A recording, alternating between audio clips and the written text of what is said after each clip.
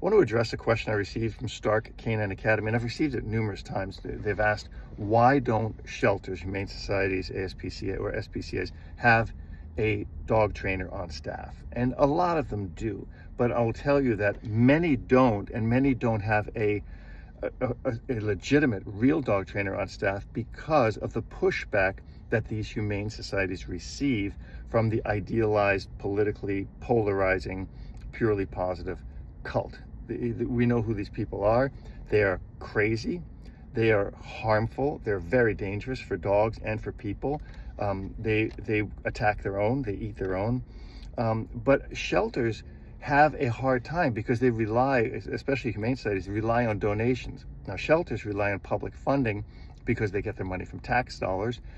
But when the public becomes so brainwashed by these crazy people online, and social media is the number one place for these kooks, they would rather not deal with that. They would just rather, it's easier for them, and I don't blame them, it's easier for them to let these dogs languish and oftentimes be killed in shelters than to deal with the inundation of negative protests, letters, emails, everything from these nutcases. So we need to push back, and this is why I've fought this, and I continue to fight these ideologues, these purely positive liars that will tell you that you can train a dog without a correction. Now, everything I do with training, and you've seen my videos, is positive, positive, positive, positive, until there needs to be a correction. There is no one on this planet who has ever trained a dog successfully who will tell you that you can train a dog without corrections. It's absolutely impossible.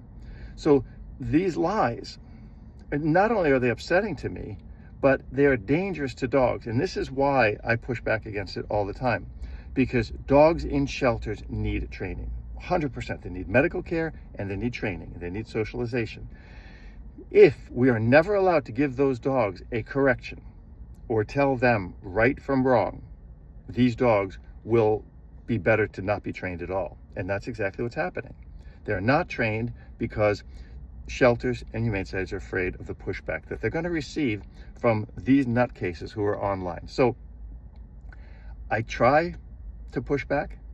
I try to make people more and more aware that real dog training must be fair, must be mostly positive, must be luring, shaping, rewarding behaviors, but there is a portion in dog training and in any training that will be negative.